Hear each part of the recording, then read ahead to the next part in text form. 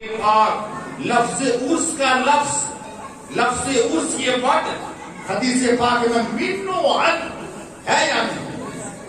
منو عن ثابت کرنا عقل سے منطق سے یہ حقیقت نہیں چلتا ہے۔ منو عن لفظ عرس حدیث پاک میں ہے، حدیث پاک میں ہے۔ سنو حدیث پاک، کتاب کا نام تفسیر روح البیان، قال النبی صلی اللہ تعالی علیہ وسلم من مات على حب محمد وآل محمد يزف إلى الجنة كما تزف العروس كما تزف العروس كما تزف العروس إلى بيت زوجها فتح له باب الجنة في قبره وجعل الله تبارك وتعالى مزار ملائكة الرحمة أو كما قال عليه السلام۔ اس حدیث پاک کا ترجمہ اردو زبان میں یہ ہوا کہ اللہ کا جو بندہ نبی کی محبت میں مرا یا آل نبی کی محبت میں مرا تو وہ دنیا سے ایسے جاتا ہے جیسے دلہن بن سور کے اپنے خاوند کے گھر جاتی ہے۔ اور آگے فرماتے ہیں آقا کہ اللہ پاک اس کی قبر کو رحمت کے فرشتوں کے لیے زیارت گاہ مطلب اللہ مزار بنا دیتا ہے۔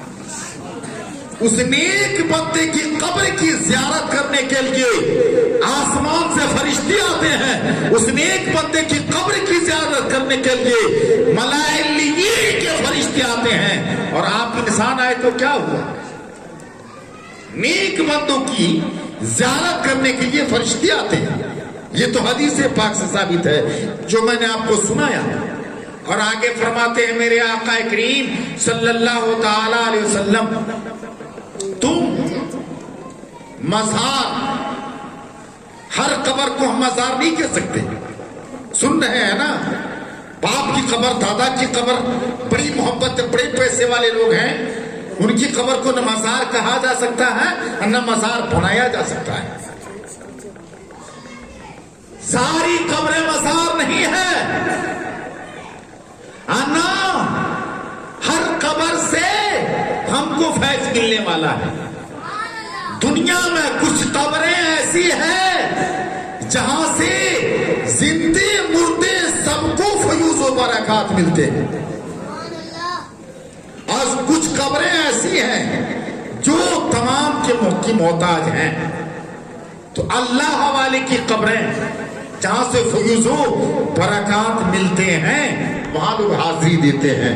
سال میں ایک بار اگر ولی کی یاد مناؤ اس کا نام عرس پڑ جاتا ہے۔ سال میں ایک بار اسی ڈیٹ میں، مرنے کی تاریخ میں اگر ماں باپ کی یاد مناؤ اس تاریخ میں اس کا نام برسی ہے۔ تو عام لوگوں کی برسی منائی جاتی ہے اور اللہ والے کا عرس منایا جاتا ہے۔ یہ کلیئر ہوا۔ اور عرس کے موقع پر یہ جان رہے ہو نا، سن لیا ہے نا کہ اللہ کی رحمت کے فرشتے بھی آتے ہیں عرس کے موقع پر۔ یہی نہیں، ابھی دیکھو رجب المرجب کا چاند نکل گیا، حضرت ہند الولی خواجہ غریب نواز کے عرس کا مہینہ آ گیا۔ یہ دیکھو صابر پاک علی رحمہ کے عرس میں ہند الولی کا تذکرہ۔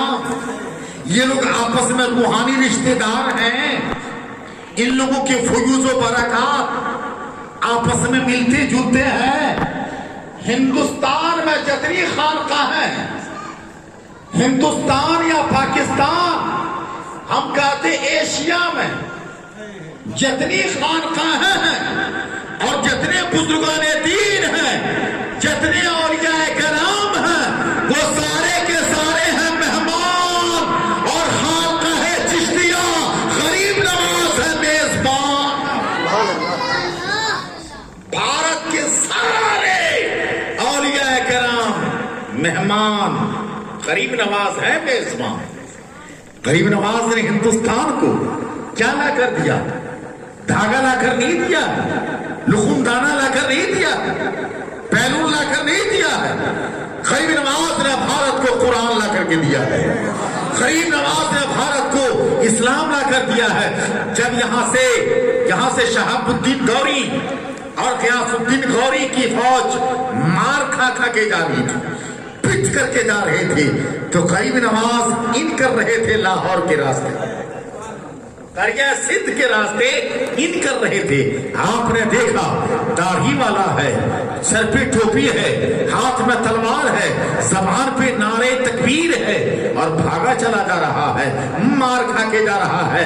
آپ نے فرمایا شکل سے تو مسلمان لگ رہے ہو. کہا جی صحیح پہچان رہے ہیں بابا, ہم غیاث الدین گوری کی کمانڈری میں ہندوستان گئے تھے, مگر رائے جی نے ٹکری نہ دیا, پتھو رائے جی نے ٹکری کہاں دیا, یا پرتھوی راج چوہان نے وہاں ہم کو اڑنے ہی نہیں دیا, مار کھا کے جا رہے ہیں. کہا بابا آپ کہاں جا رہے ہو؟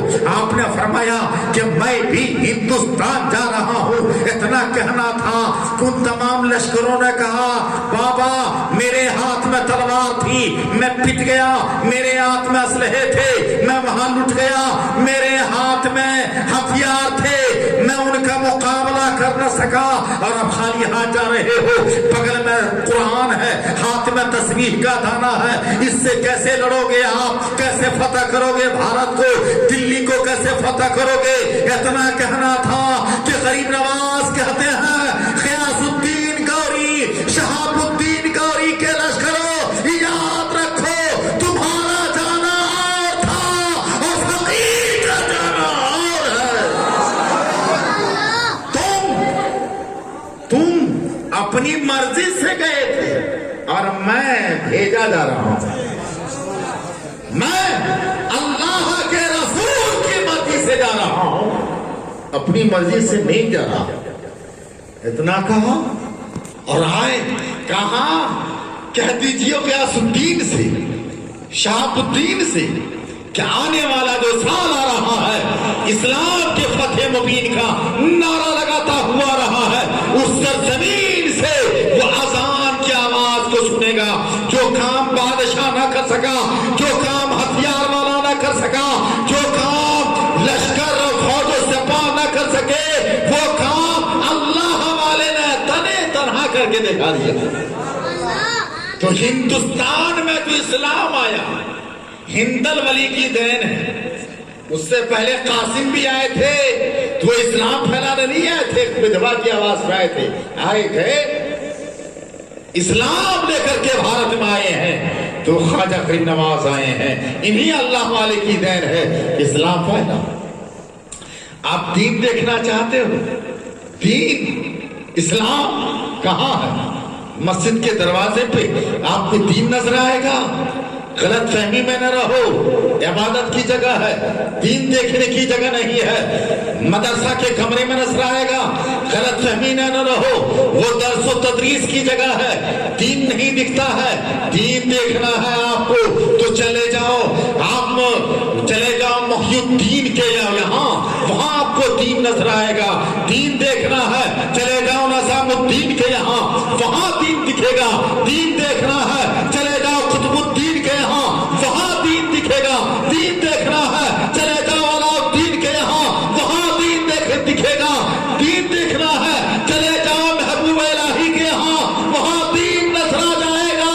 دین دیکھنا ہے تو آ جاؤ آشا پور صابر پاک کے یہاں دین دکھے گا.